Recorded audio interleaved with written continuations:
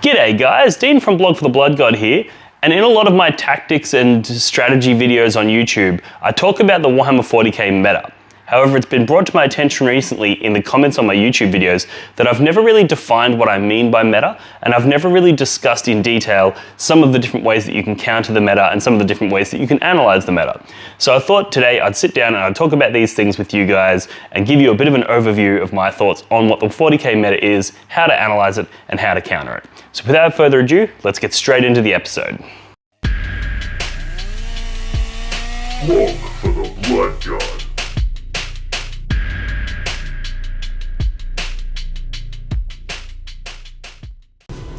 G'day guys. In a few of my recent videos, I've talked about the Warhammer 40k tournament meta. I've talked about, some of the relics and traits and combos and stratagems and legions and all of those things in the context of a wider Warhammer 40k meta. However, I don't think I've ever really done a video explaining what the meta is and how to effectively analyze and counter the meta and why that's important. So today I want to do a bit of a breakdown, a bit of an overview of what I mean when I talk about the meta and some advice on how to analyze and how to counter that meta effectively. So the meta is essentially, I guess the best way to describe it is it's the environment that tournament lists exist in. So for example, if you're in a shooting heavy meta, what that means is that environment, all of those lists that are present at that tournament or that area that you're playing in, the shooting lists are really powerful. Maybe there's really light terrain at those events, so shooting armies become dominant or something like that, right? So that would be a shooting heavy meta. Or maybe some new rules come out and Tau have just been released and they're really, really powerful shooting and there's not much you can really do about it. So a lot of people gravitate to start running Tau and therefore a shooting heavy meta develops. Or, in previous editions, there's been things like Death Star metas where it's like the most common powerful lists that you see doing well at events are all Death Stars, which is like a big unit that has a bunch of psychers attached to it that do a whole bunch of defensive buffs to become unkillable, and then they dominate the table. So that's a few different examples there of what I mean when I say meta. And the meta comes in many forms as well. It's not just whether or not it's shooting or psychic or whatever. It could be, an alpha strike meta. So it might be a mission pack comes out where going first becomes insanely powerful if you can capitalize on it. So people design lists to do massive amounts of damage in the first turn, resulting in, and then they do really well at events, and that creates a meta of first turn alpha strike. So that's a few different examples. So basically what a meta is, it's the lists that perform well in a tournament and therefore become commonplace because of the performance that they're able to generate. That's what essentially a meta is, right? So even though you might go to a tournament and you might verse something, like it might be a shooting heavy meta, you might verse a combat army, chances are that combat army is going to get defeated by the meta. So it's going to get defeated by whatever the current hot shit is, whatever the current most powerful stuff is. So it might be a mortal wound meta, for example. There might be like a whole bunch of Tyranid monsters come out and they do massive amounts of mortal wounds and then they just obliterate anything that they face. So all of a sudden you have a mortal wound heavy meta. And then basically what you've got then is you've got the meta, which is a sort of self-correcting balance, if you will, because what happens is the meta will settle and lots of people will be running the same list. That list will be doing really well at all the tournaments. And then provided there's no updates or changes, what will eventually happen, because updates and changes can have a pretty dramatic impact on the meta, but if there's no updates or changes, what eventually will happen is somebody will find out a way to counter the meta. So what that is that's when you go, okay, cool, everybody's running really psychic heavy armies because psychic heavy armies are really good in the current meta, right? hypothetically. So there's all these psykers running around, they're doing all these really powerful powers, they're, casting massive amounts of smite damage. So you go, okay, I'm going to run an army with Custodes, but I'm going to have Sisters of Silence in the list and a couple of Calexis Assassins. And now you've countered the meta so that when you go up against those Tyranid Cycle lists, or when you go up against those Eldar lists, or whatever it is, they're going to really struggle to beat you. So that's an example of a countering the meta or an off-meta pick, where you're like, okay, you're predicting what the meta is going to be, and then you're specifically looking at the meta and going, how can I beat that? And then you're taking the tools that give you an advantage. Because we all know that sometimes 40k feels like a bit of a rock, paper, scissor.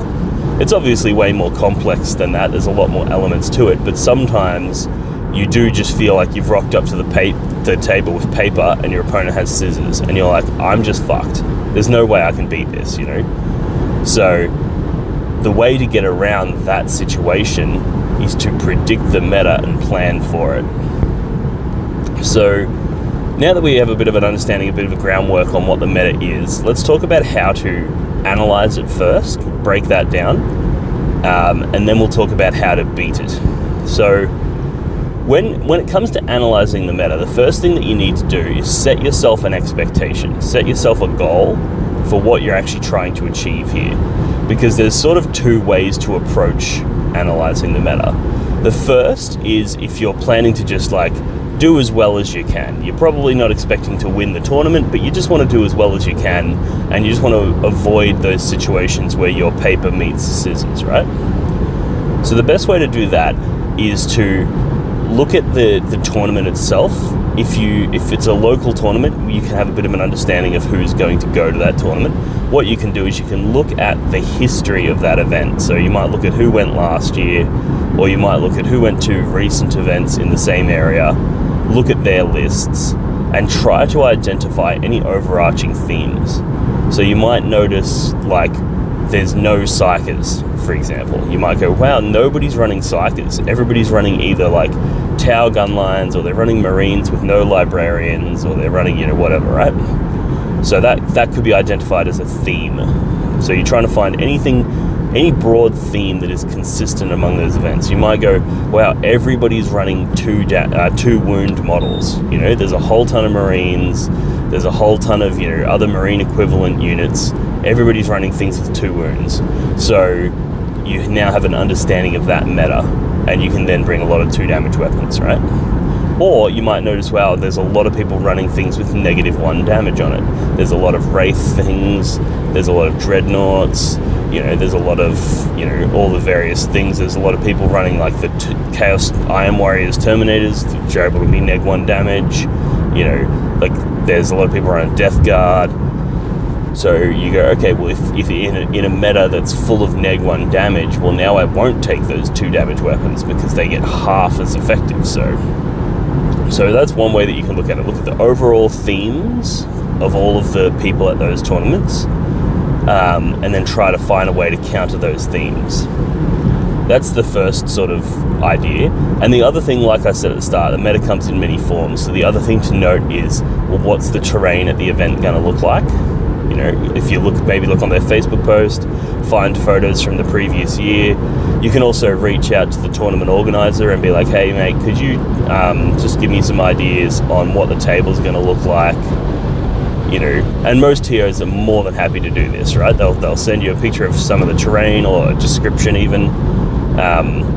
But the idea here is, obviously if it's a really, really heavy table and they got lots of ruins and lots of big things, well then you're not going to want to run a DACA list, because you're not going to be able to see your opponent, and you're going to want to run something like Blood Angels in that environment, in that meta, because you're going to be able to leapfrog from ruin to ruin and never be shot.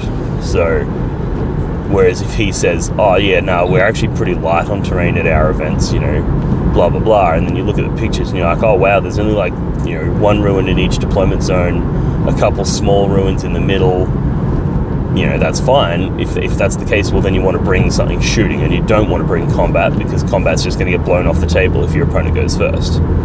So, analysing the overall themes of the lists, analysing the terrain, and also analysing the missions. So most tournaments are going to run the standard missions, so that's relatively simple.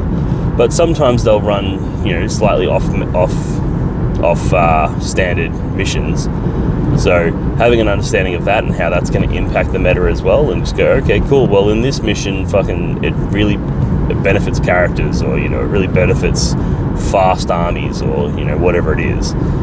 So getting all of that information together, and then looking at it and going, okay, well, how is this going to affect the armies that people are going to take? What armies are people taking? And then trying to isolate something that you can do that's going to counter that. Now, obviously, not everybody has the ability to just faction hop onto the next faction, but you can do certain things within your list to counter those changes in the meta, which we'll go through in the next bit. The next way to analyze the meta, and this is more if you're setting your sights on a podium finish, right? If you're like, I want to finish in the top 3, that's my goal. Perhaps you normally finish in the top 10 and you really want to get into that top 3, or maybe even if you normally finish in the top 20, if it's a big enough event and you finish in the top 20 but you really want to get on that podium, then what you need to do in that situation is somewhat ignore the overall theme of the people's lists and pick the specific people that are going to be on that podium, and make sure that you can beat them. Make sure you bring the tools in your list to counter them. So this is when you're essentially countering the top half of the meta. You're countering the top 10% even, where in order to get on the podium, you will need to beat these people, at least one or two of them, right? If there's there's 10, the top 10 at any event, in order for you to be in the top 3, you will have needed to beat one or two of the top 10, because otherwise you're not going to get to the top. So what you can do is you go, okay, cool, let's look at the top 10, and it might be the top 10 ranked people on ITC in your region. It might be the people who placed high last year, or if it's maybe it's an event that runs every 6 months, so you could look at the last time it ran, who went to that event, who placed well. So you look at those and you take a snapshot of them, and then you essentially do the same process, but only factoring in those people. So you go, okay, cool, is there any themes across those 10 people's lists? Okay, so maybe you look at it and you go, okay, all of them are running Leviathan Tyranids. There's all these Leviathan Tyranid lists, right? Or even if you go, okay, there might not be a consistent theme across all 10 of them. However, 6 of them are running combat heavy lists, right? So you'd be like, okay, well, I can't come up with a consistent theme that's going to cover everybody, but I can find the strongest theme within that group and go, okay, it's combat heavy lists is their call on what the meta is, right? So now you need to make sure that your list is robust and able to withstand combat damage, or able to effectively mitigate combat damage. So you might go, okay, cool, well, if they're all combat, I'm going to take Harlequins and I'm going to put them in transports. And now you're effectively countering that meta, because you're able to do the whole, when in your charge phase, I move, so you can dodge them, and then also you're in transport. So it's like, well, even if they do hit you, they blow up the transport, the Harleys jump out, they can't attack the Harleys, and then it goes to your turn, and the Harleys charge the things that just fell out of that just blew up your transport. So you've effectively gone, cool, I'm going to use this specific trick to counter those lists that plan on doing the majority of their damage in combat. You might notice that a whole bunch of these top players are running phase capped models. You might be like, okay, of those 10 players, there's 3 Abaddon the Despoilers, there's 3 guys running Catan, there's a guy running, Gazkul, and there's a guy running a bunch of Phoenix Lords, right? So you go, okay, a lot of these top players are leaning into that phase cap ability, right? One of them might be running one of the new Bloodthirsters, for example. So you're like, okay, I need to be able to deal with phase-capped models, which means I need to build into my list the ability to do damage across multiple phases. which is something that you should be doing anyway, but you might go, okay, in this meta, it's really, really important that you do lean into that. So that's another example of, analyzing the meta, looking at the overall theme of the top 10, and then countering it effectively. So yeah, that's sort of an overall theme on how to sort of analyze the meta. Now, as for countering it, so there's a few things that you can do, and it's important to note that depending on your comfortability on different factions, sometimes trying too hard to counter the meta can actually be a detriment to you. So an example might be, you might be a really competent and really comfortable, say Necrons player, right? But then you go, okay, well, there's so many people running Necrons these days, everybody's countering the Necrons by bringing, let's say Psychers, right? Because you don't get your reanimation from psychic damage and, this, that, and whatever, right? So you go, okay, cool. Everybody's countering the Necrons and bringing Psychers. So I'm going to pivot off Necrons and I'm going to bring something that has really strong psychic defense. Like, let's say Khorne Demons as a hypothetical, right? Because Bloodletters and, Fleshhounds have denies, and there's an ability to deny powers on a 3+, and there's all this stuff, right? So you go, cool, I'm going to bring something that's going to effectively counter those Psychers, but the problem here is you're a Necrons player, not a Khorne player. So if you make that pivot, you're going to gain efficiencies in the fact that you've effectively countered the meta, but you're going to lose efficiencies in the fact that you're not as comfortable and familiar with your new faction that you're choosing, right?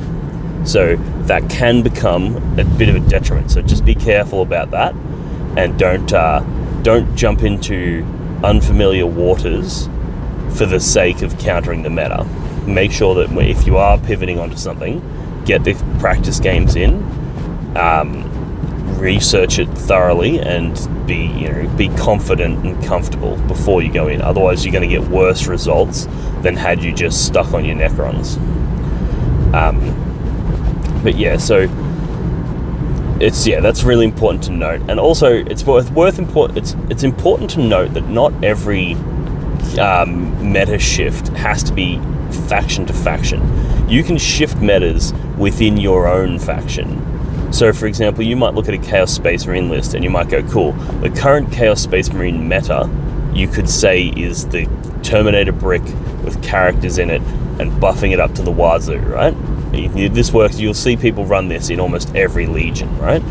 They've got the 10 Terminators, they've got the Master of Possessions, they've got the Dark Apostle, they've got all these things, and they make this Terminator unit that's really, really hard to kill. So people might start countering that, and therefore that becomes unviable pretty fast, which I actually think is already happening. Is people have cottoned onto it and they've gone, wow, if you want to beat Chaos, you need to have a way to deal with those fucking Terminators, right? So people will counter you. So then what you need to do is counter that back and go, okay, cool. Instead of taking that Death Star style Terminator list where it's one big unit that moves up the center of the table and takes it over, instead of that, bring MSU Creations of Bile or something like that, where you're like, cool, I'm bringing a fuck ton of units of 5. So that's completely different than the standard unit of 10 with characters in the middle.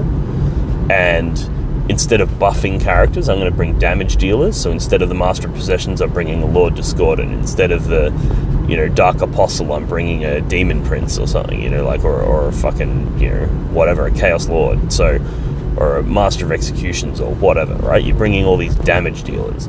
So now you've made a shift within your own faction to counter the meta. And this is the best way to do it, in my opinion, because then you're less likely to fall victim to what I was saying earlier about being uncomfortable or unexperienced with your faction, because you're still within your core faction.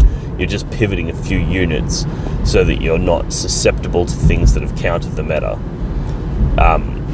And this is where it can get really, really complex, because basically what I'm suggesting in this case is that the Chaos Space Marine Terminators have become the meta. So people are countering the meta, and now you need to counter their counter, you know. So the meta, it develops so rapidly that sometimes you need to be countering the counter, you know, you need to be solving the solution. So that's just a few examples and a few overall themes on what I mean when I'm talking about the meta and how to go about analyzing it and countering it. So I hope you enjoyed this video. If you want to hear more of this sort of stuff, where I'm talking about some of the overall themes and that sort of stuff for Warhammer tournaments, let me know. I'm planning to still go really hard with the Tactica content and talking about those sorts of specific list ideas and stuff like that, and what traits and warlords and all those sorts of things. I'm planning to continue with that, but I'm also looking to branch out into more of these sort of opinion pieces as well, sort of filtered throughout. So it'll be like every second or third video will be a big one, and then every, you know, other video will be one of these sort of opinion style pieces. So let me know what you think in the comments below. Let me know what you think about analyzing the meta. If you have any specific methods that you use or any specific advice for people who are looking to counter the meta, let me know in the comments below. We'll get a conversation going. And with that being said, I'll love you and leave you. Thanks for tuning in, and I'll talk to you guys next time. Cheers.